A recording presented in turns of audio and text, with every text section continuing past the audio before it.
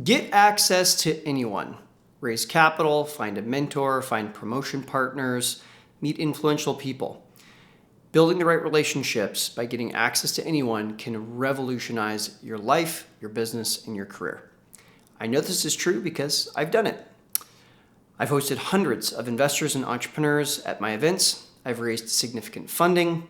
I've landed prestigious opportunities like speaking at the MBA programs of Stern MBA School of Business at NYU and also the MBA program McCombs School of Business at the University of Texas here in Austin. I've also been asked to be a regular contributor to Forbes, which is a great honor for me as well. I found strategic partners who've sent me hundreds of thousands of dollars, maybe even millions of dollars of customers as well. You're going to learn my 3-step strategy here today that will allow you to unlock these kinds of opportunities for yourself as well.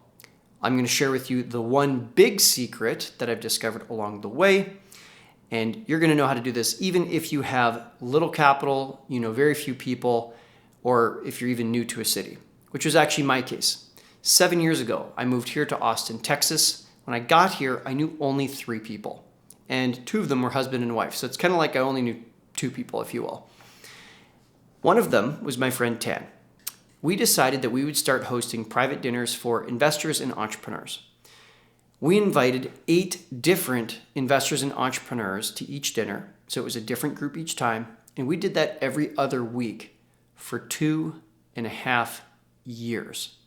So yes, we had dinner, like 4 to 5 hour long dinners with hundreds and hundreds of investors and entrepreneurs.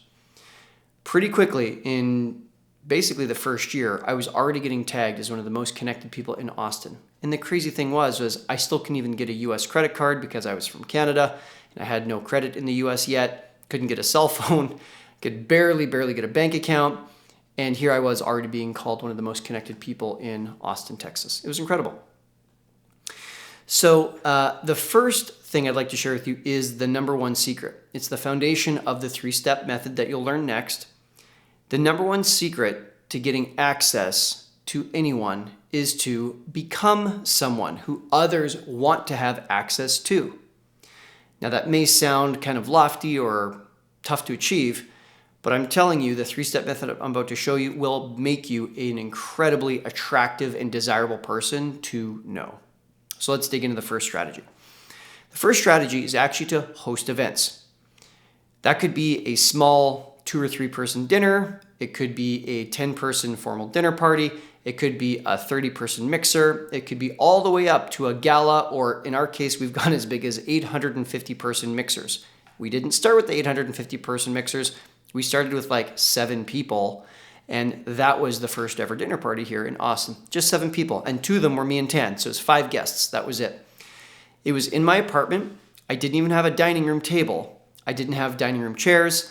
I went on Amazon and got like 7 cocktail tables, which were pretty cheap, with 7 kind of bar stools. It was very, very basic. We didn't have any flashy chef. We didn't have any program. It was very basic. One thing I did have going for me is that I was in Austin, Texas, and I was living downtown, so it made it that much easier for people to say yes. But even if you don't live in the downtown of a really cool city, you indeed can still pull this together, whether that's by doing something, by going into a city, like a nearby city, you could host something at a restaurant, or if you're traveling. I've done this in other cities as well. So when it comes to hosting events, it is really just about working with what you've got. The first event I ever hosted was actually back in my 1974 townhouse in the suburbs of Edmonton, Canada. That was my first dinner. I'd hosted other events in the past, going all the way back to being like 15 years old and organizing ski trips. That's a different story. However, the beginning of my formal dinner party hosting was in a 1974 townhouse. It was a very, very modest beginning, but it got me started. Probably about a year and a half ago, Tan and I were in an Uber being driven somewhere. And I looked at Tan and I said, you know what? I think that being a connector and an event host is really just about being about, 10% more willing to spend money, maybe like having 20% more initiative than most people, and maybe being like 30% more organized than most people. And if you think about it, it's like, yeah, if you're 10% 20%, 30% in those areas, you really would stand out and you could become the cornerstone of pretty much any community you want to be a part of, whether it's a group of investors, a group of people in your industry. Let's say you're a realtor and you want to host a bunch of realtor events. Or if it's an interest group, you can be the one who's organizing beach volleyball, which is something I've also done here in Austin. Now, what do I mean by 10% more money? I'm not saying that you got to go out and buy out the bar and have an open bar event, although that probably would be a very popular event. I just mean are you willing to just pay for some appetizers, for a 10-person mixer or something like that? It doesn't take a lot of money. It really, really doesn't. And even that's above your budget, then you could tell everyone it's BYOB, bring your own snacks, bring your own booze or beverages or whatever, and that solves that for you as well. Perfectly fine to start at that level. Perfectly fine. Now, I would say that when it comes to your events, if you need to start by just kind of inviting anyone that's a perfectly fine beginning. Ultimately, though, what we're looking to do is we want to become incredibly valuable because we can help other people. And it's a little bit harder to help people if we have someone who's like a dentist, and then after that, the next person is like an author, and then the next person after that has like an Amazon store.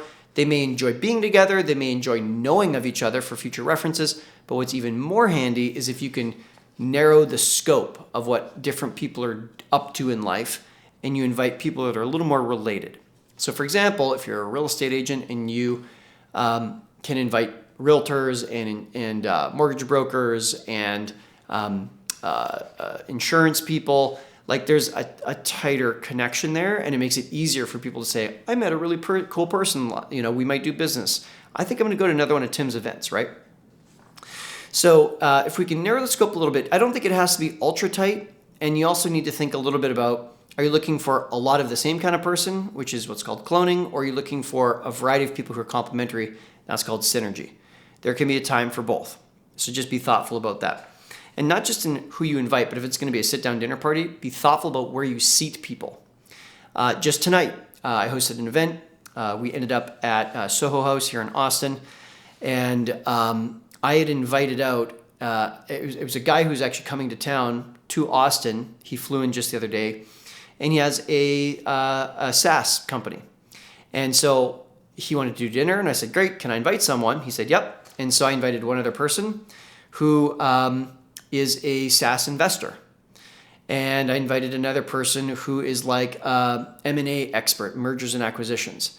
So when you've got someone who might want to sell their business, someone who might want to buy that business, and someone who knows how to do deals, that's a pretty cool dinner, right? This is just the four of us, and it was really cool. Everyone exchanged info, and we'll see what happens. So we want to help give people value, and we can give them more value if we can remove friction, and we can remove friction by putting them in the room with people that they have a lot in common with. The same thing is true if you're going to get a group of single people together or around a sport or something like that. It's actually a really good analogy to think about, if I'm getting people together and one plays ice hockey and one plays basketball, they're such radically different surfaces, one may not even be able to play with the other. But if we bring people who are into racket sports, we've got someone that's into pickleball, tennis, paddle, racquetball, whatever, then maybe they could play together, metaphorically speaking, right? So let's just tighten the scope a little bit and see what's possible there. Now, the second strategy, it can piggyback off the first strategy, or it can be done on its own. And that is to do what I call a connection call. A connection call is simply when you get on a Zoom call or a phone call with someone. It's about 30 minutes. And after a couple minutes of rapport building at the start, you basically get into how you can help each other. And I think what's critical here is you don't jump on the call and say, hey, here's what I need. Can you give it to me? Very bad taste, okay? And that also doesn't help you become valuable in the other person's eyes. So instead, I would jump on the call. In fact, I did this just earlier today. A couple moments of pleasantries to see how we're doing. And then after that, immediately go into, hey, I'm curious, what are you looking for next? It's such a good question. And the person's going to think, and between what you've learned about their business ahead of time, doing a little bit of research, what they may have shared in the top of the call, a little bit what they're up to, and then after that, what they're looking for, You can start connecting dots. And maybe they can't help you in return, and maybe they're not even your customer type. But the more that you're doing this, the more that you're meeting people in a range of different verticals, and you can then say to this person, this connection call, hey, I know so-and-so. Would you like an introduction? I know so-and-so. Would you like an introduction? You do that 2-3 times on a call, and it's quite possible that the other person on the connection call is going to say, hey, this is really kind of you. This is really generous. What can I do for you? And then that's your opening to be able to make a request as well.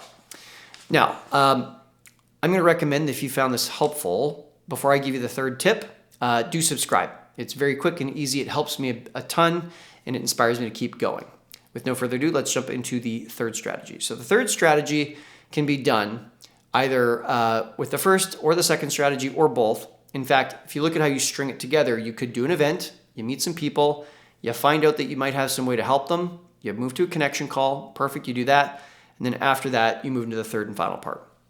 The third and final part is to follow up. I know that sounds old school, maybe even sounds boring, but you will be shocked at how few people actually follow up. When someone says, oh, I should introduce you to my mentor or my business partner or whatever, and then they don't do it, I would say, like, I'm not mad about it, but I'm like, I don't know, maybe slightly disappointed that it didn't mean more to them. And now the upside to that is, if you are someone who does follow up on what you say you're going to do, you stand out so head and shoulders above the crowd. Amazing way to build rapport and credibility and reputation. At our private dinners, the one that we did every other week, it was called the Skyline Dinner Party, is what we called it. At every single dinner, we would actually have a dedicated hostess. And at those dinners, towards the end of the dinner, we give everyone an opportunity to share one thing that they're up to. And they're allowed to make one big ask of the table. Then from there, around the table, the group is making big offers related to the big ask. So let's say, for example, I'm saying, hey, I'm looking for more speaking opportunities. Someone might say, oh, hey, my friend has a podcast, or so-and-so has a conference. My friend has a conference, you could speak at it, or a mastermind or something like that. And the first challenge we ran into was, how do you keep track of that fast enough? And if you're the person who's making the big ask, you want to be listening, not like face buried in a laptop or on your phone. So we got our hostess to actually capture every single person's big ask and then all the big offers that came out of it. And that was really incredible. So, in a night, there might be something like, no kidding, for 10 people, there might be 30, 40, 50 introductions that were offered.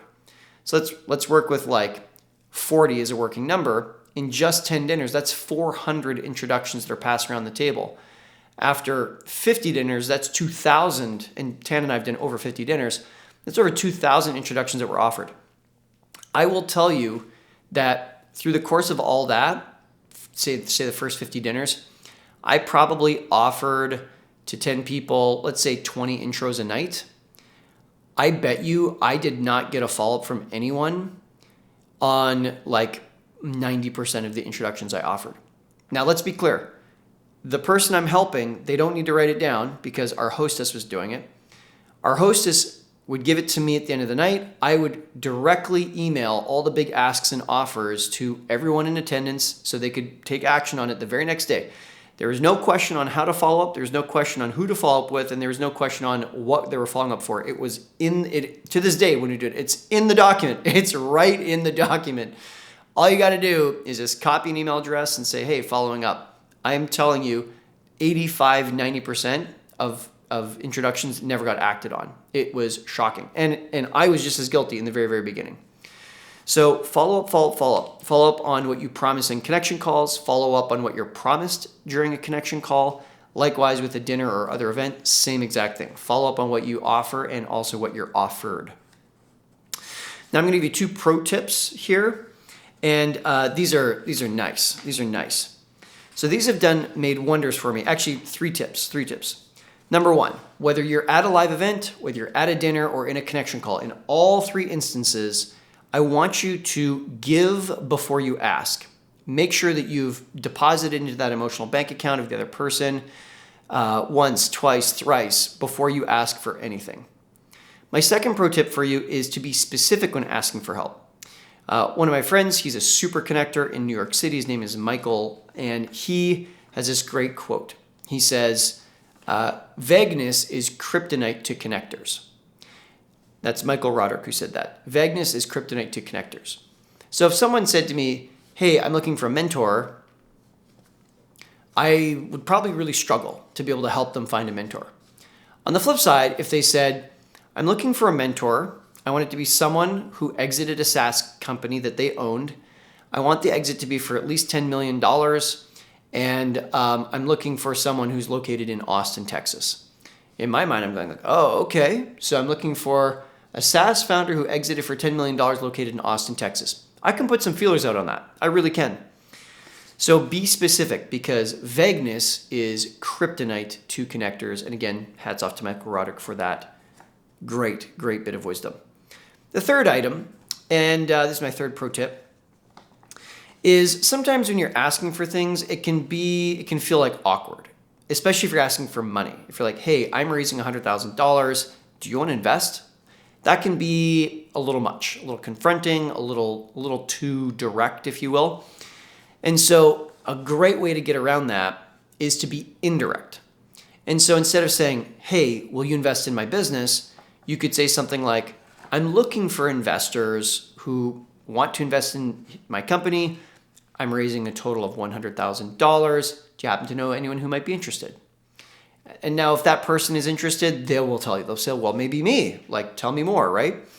If they're not interested, then they could say, well, yeah, let me think about it and get back to you. And it allows them to gently be off the hook without feeling like they're being pressured to their faces. Okay, so 3 pro tips. 1, give before you ask, whether it's the event, connection calls, or follow-up.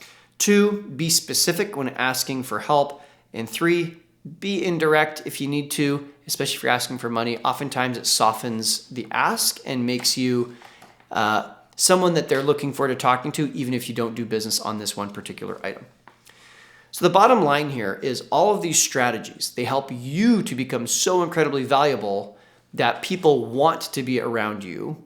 And that's what gives you access to other people, because when people want to be around you, they open up their contacts list, their Rolodex, I'm aging myself here, and they're willing to reciprocate because you've given value first. And it is not rocket science. I mean, this has been happening since cavemen and cavewomen were sitting around the fire, right? And this whole networking thing, it just climbs and climbs and climbs.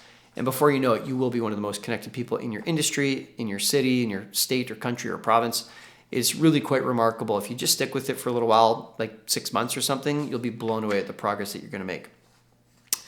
Do events, do connection calls, do follow-up. These 3 steps have opened doors I could never have imagined. They've led to meeting CEOs of Fortune 500 companies. It led to hosting Gary Vaynerchuk for a whole day. It has been really quite an incredible path to be on. If you haven't hit subscribe yet, please do that. It inspires me and helps with the channel, and I will see you in the next video.